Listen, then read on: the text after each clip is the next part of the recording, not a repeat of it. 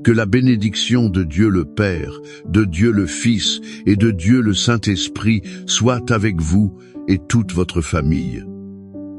Bonjour frères bien-aimés, sœurs bien-aimées en Christ. Soyez les bienvenus en ce temps sacré de prière et de réflexion. En ce moment, je vous invite à laisser de côté les soucis du monde et les anxiétés qui pèsent sur vos épaules. Entrez dans ce sanctuaire spirituel que nous construisons ensemble, dans la foi. Imaginez maintenant qu'un manteau de paix, tissé avec l'amour même de Dieu, est posé sur vos épaules. Il apporte soulagement, calme et sérénité à votre cœur. Sentez le sceau de la protection divine se marquer sur votre front, sur la porte de votre maison.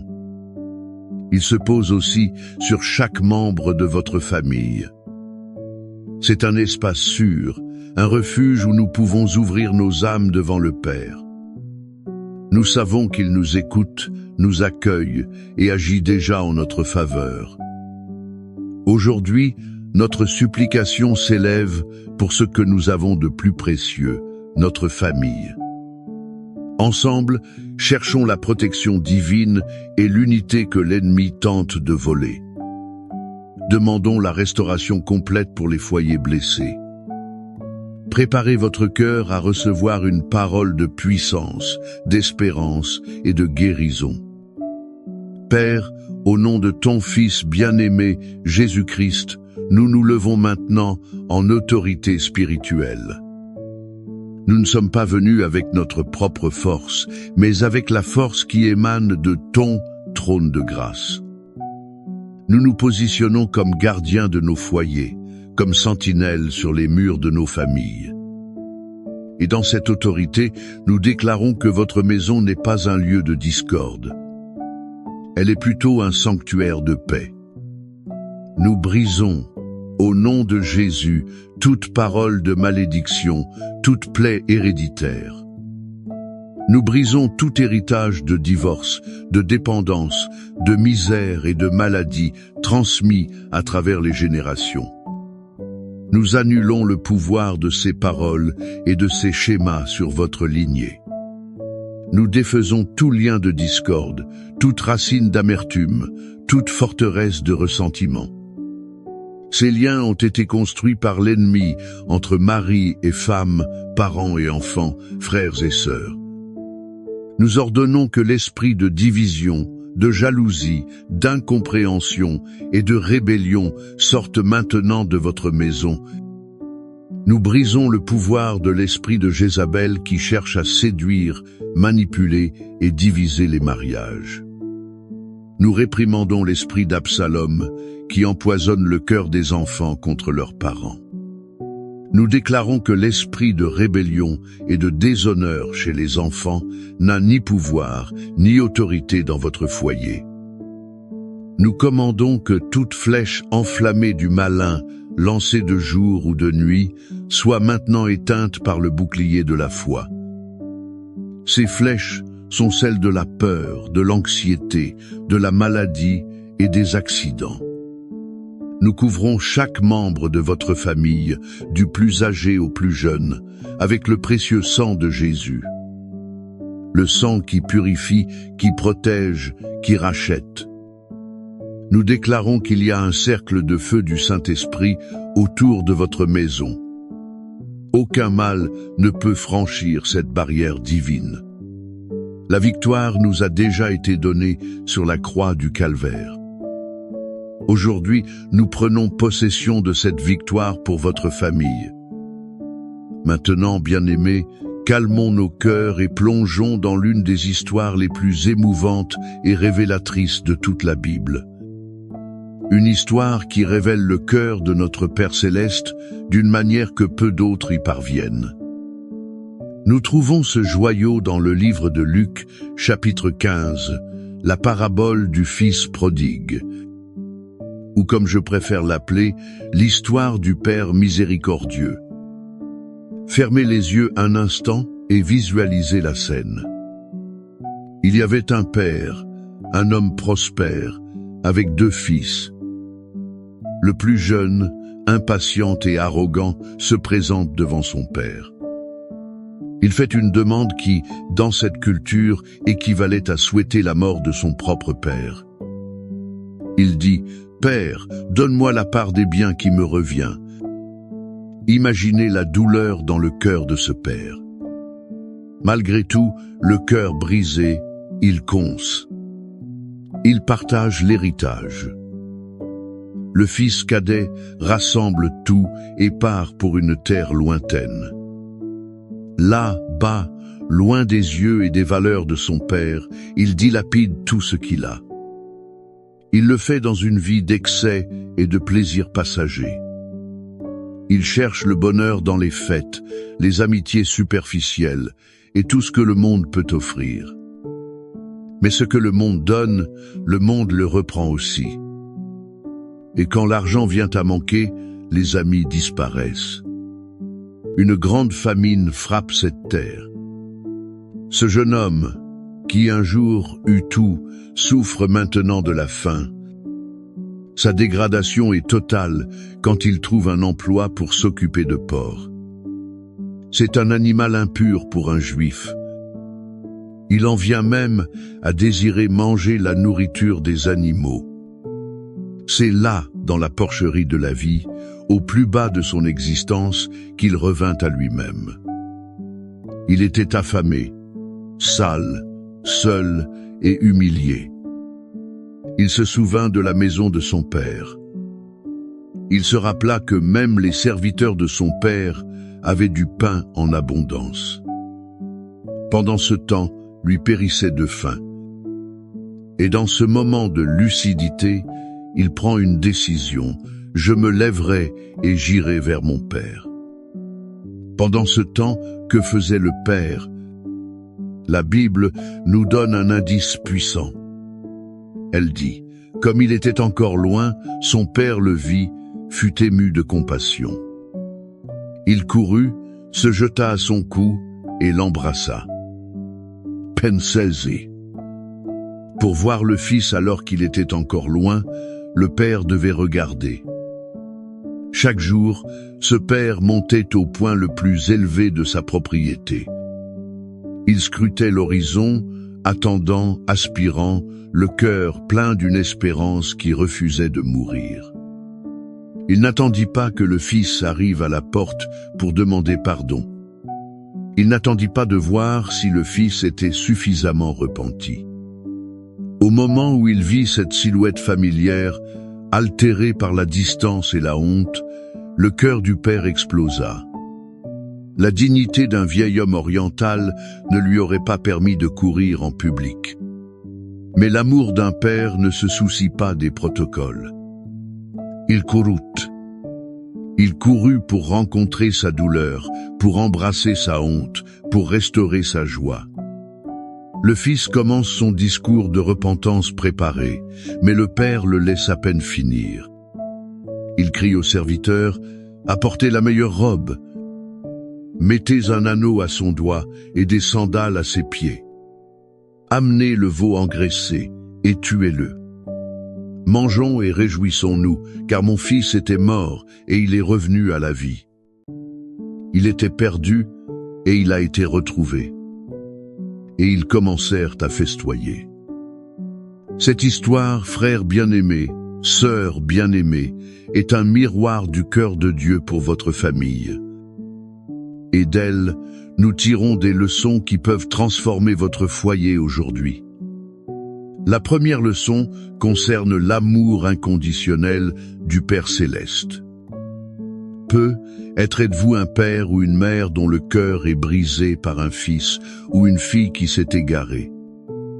Un enfant qui, comme le prodigue, a choisi son propre chemin, loin de Dieu, loin aussi des valeurs que vous avez enseignées. Je veux que vous sachiez que Dieu le Père comprend votre douleur.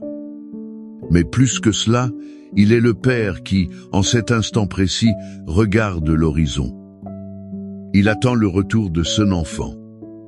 Son amour ne se fonde pas sur le comportement du fils.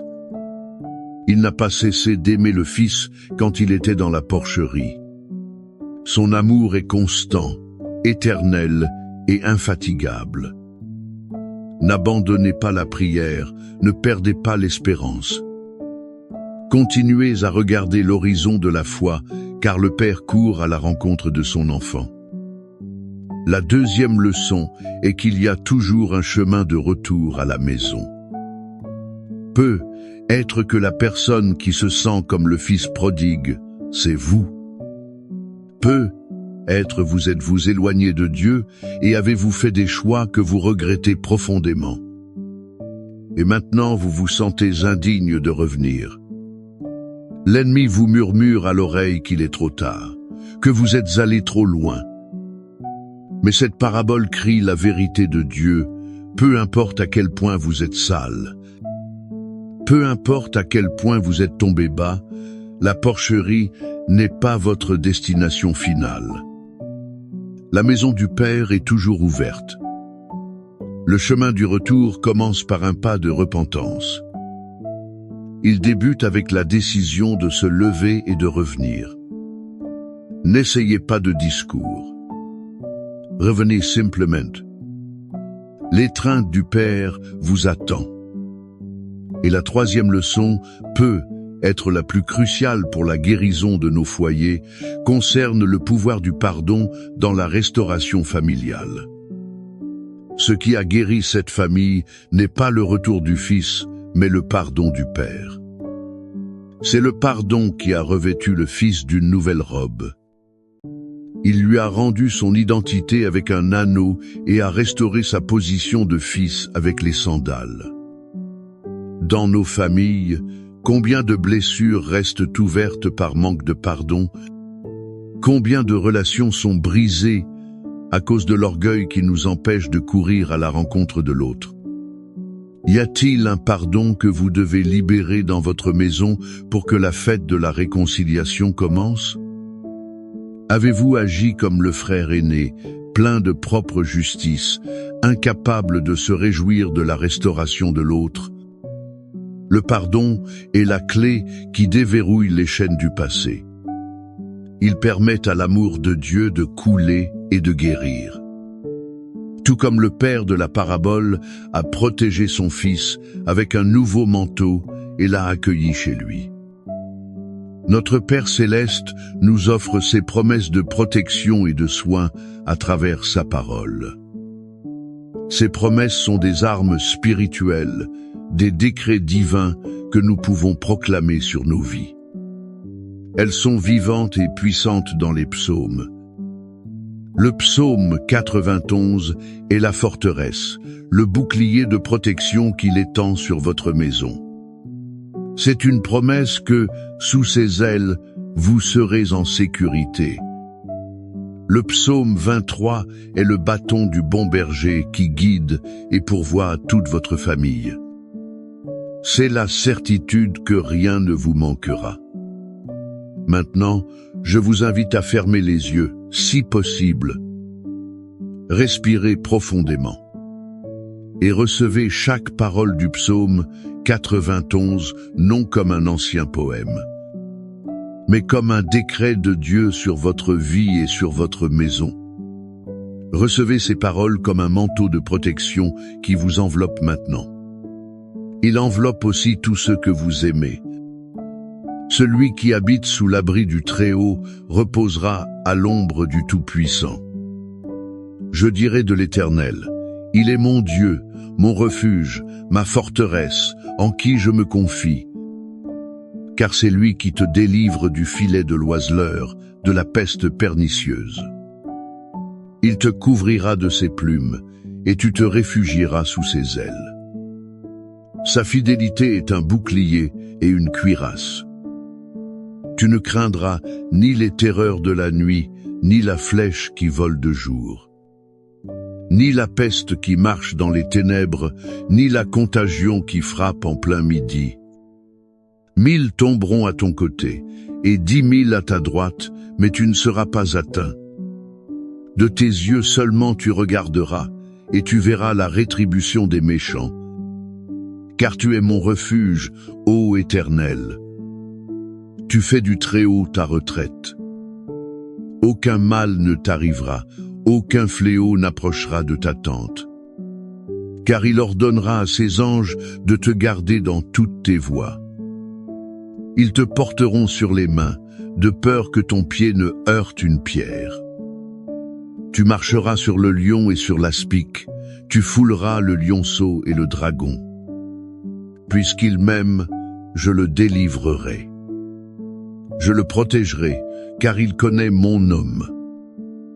Il m'invoquera, et je lui répondrai. Je serai avec lui dans la détresse, je l'en délivrerai, et je le glorifierai. Je le rassasierai de longs jours, et je lui ferai voir mon salut. Père bien-aimé, basé sur ta parole vivante, l'image du Père aimant courant à notre rencontre est gravée dans nos cœurs. Avec l'assurance inébranlable des promesses des psaumes 91 et 23, nous élevons maintenant nos voix et nos cœurs vers toi en prière. Nous entrons en ta présence non avec peur, mais avec l'audace d'enfants aimés. Nous savons que ton oreille est attentive à nous. Seigneur, nous prions pour chaque fils et fille qui, comme le fils prodigue, s'est éloigné de la maison. Il s'est aussi éloigné de tes chemins, où qu'il soit en ce moment, dans une porcherie de vices, dans des relations toxiques, perdu dans la confusion du monde, nous te demandons que ton Esprit Saint les fasse revenir à eux-mêmes. Éveille en eux le souvenir de l'amour du Père, la nostalgie de ta maison. Brise les chaînes qui les retiennent et mets dans leur cœur un désir irrésistible de revenir.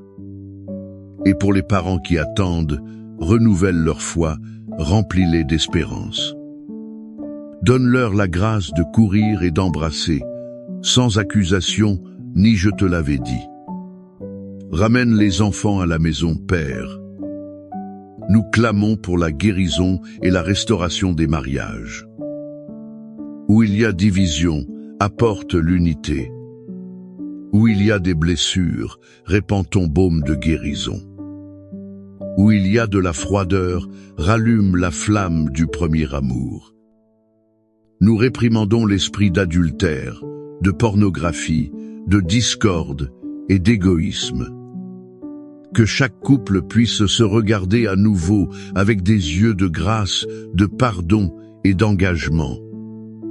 Qu'il reflète ton amour pour l'Église. Nous prions pour la réconciliation au sein des familles. Pour les parents et les enfants qui ne se parlent plus, pour les frères qui gardent des rancœurs. Pour les proches qui sont devenus des étrangers. Que ton Saint-Esprit, comme un fleuve, coule à travers ces foyers. Qu'il renverse les murs d'orgueil, de douleur et de malentendus. Qu'il y ait des appels téléphoniques de pardon, des étreintes de réconciliation et des tables de communion restaurées au nom de Jésus. Et comme ton psaume 23 nous le promet, nous déclarons que tu es notre berger. Et rien ne nous manquera. Nous déclarons ta provision sur les finances de chaque famille qui écoute cette prière. Où il y a des dettes, ouvre des portes de miracles. Où il y a du chômage, pourvois un travail digne. Où il y a pénurie, multiplie le pain. Que ta bonté et ta miséricorde suivent chaque famille tous les jours de leur vie. Finalement, nous prions pour la guérison, Seigneur. Guérison physique pour les corps malades, pour ceux qui luttent contre des maladies chroniques.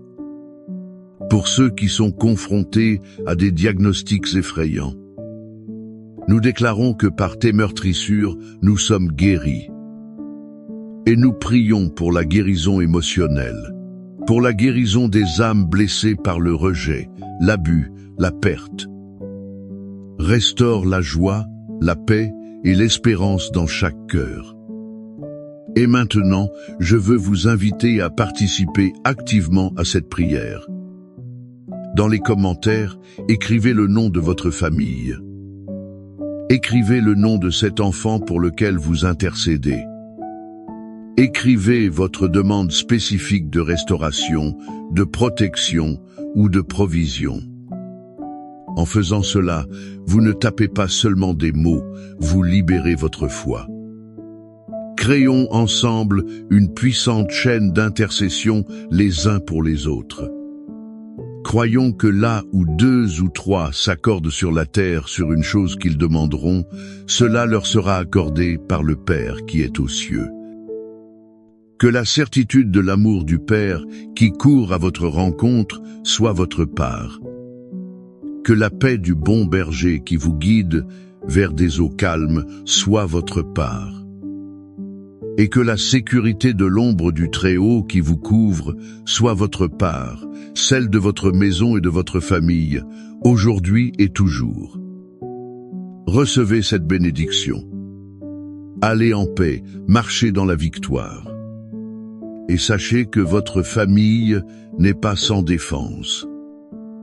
Elle est gardée dans le cœur de Dieu. Amen.